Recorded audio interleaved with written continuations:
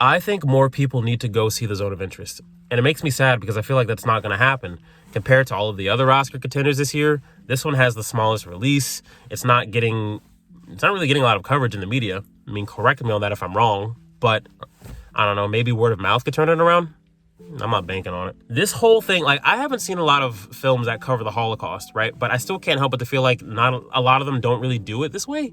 Like, this film approaches the subject with pure apathy, and it is very effective because the central focus is a German officer and his family living directly next to Auschwitz, and you just witness their every day as it's punctured by the underscore of extreme horror, terror, death, suffering, pain, the most extreme shit you can imagine going on right next door. But to them, it's about as normal as, the sound of a river or, the wind just blowing through trees and rustling branches or whatever. And, just everyday life. It's repulsive.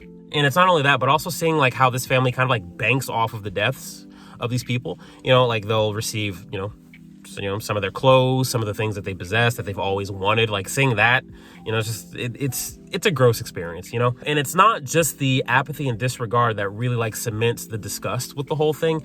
It's also the fact that there are moments that characters that they do stop and they do realize what's happening. It's like all of this background noise, like they stop and they hear it and they see it, and for a moment they're just like, holy shit, this is fucking horrifying. They have those moments, but what can they do? Nothing comes of it. They just kind of just go back to their lives, like even if they try to like get away from it, run away from it, whatever, like nothing ultimately comes from it. It just goes back to everyday living. It really inspires that a sense of hopelessness and this is how it is. And it's supremely fucked. It is also not just the apathy and hopelessness that really sells the experience. It is also the music. It is absolute bullshit that Mika Levi, composer for this soundtrack, right, did not get an Oscar nom. This film needs a nomination for Best Original Score. It got it for Best Original Sound Design, which it totally deserves. It better win. But of all of the films that I've seen that have been nominated for Best Picture and Best Original Score and blah, blah, blah, blah, blah, the only one that I think even stands remotely like close to The Zone of Interest is Poor Things. And even then, I feel like The Zone of Interest embodies its experience way better than Poor Things does. Like, I'm not gonna spoil it. And for some of you who have seen the film, perhaps you'll know what I'm saying when I go into it. Like, the way how the movie starts, like it's like an overture, pure black. The music, it winds up, right? It starts and it sounds very nice and serene and beautiful, but there's also like an offness to it that you don't feel too comfortable listening to it, but you feel comfortable enough. But as it go on, it subtly goes down in octave or semitones. I'm sorry, my music terminology is not the best, but it starts to subtly like change, but it doesn't lose that beautiful harmony that it has, but it's still changing in a way where it feels uncanny, where you feel kind of like something's not right, and then it keeps going down and it feels like it's slowing down and winding down, and then it comes to a complete like halt. And then once the movie gets started, the music gets sparsely used, but when it is used, it's just one boom, boom, constant, repetitive sound of horror and terror, in addition to some weird, simple, terrifying, abstract sounds as it segues from one portion to another, right?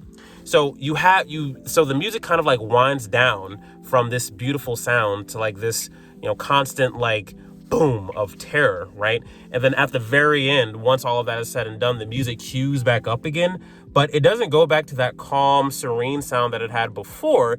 Instead, it kind of like it adopts this like shrieking, fucking horrifying quality where it sort of like captures like the terror that, the people were going through who were subjected to this shit in Auschwitz, Like it's a shrieking atonal sound that just crescendos and it doesn't stop for the whole duration of the credits. So it's like you go from, normalcy to something being kind of off. And, like these constant sounds of like hitting the bottom barrel and, really no hope beyond that. And then once the whole thing is done, that lack of hope is cemented by the shrieking, terrifying quality that you have to listen to if you decide to stay in the theater. It just feels hopeless. It feels horrifying, and it is insane how it's embodied so well through the music. Mica Levi is fucking phenomenal. Like their music in Under the Skin, in Jackie, and in this, Mica Levi is phenomenal. The only piece of composition from them that I don't like is the work that they did for Zola. I don't know what happened there. I don't know. Not everybody can hit all the time, I guess, but Mica Levi is something special. Without the soundtrack, I honestly don't know if I would like the film as much as I do now. Like the music really does sell it. Like, I don't know. Get out there, watch it. I have nothing else to say. 8 out of 10.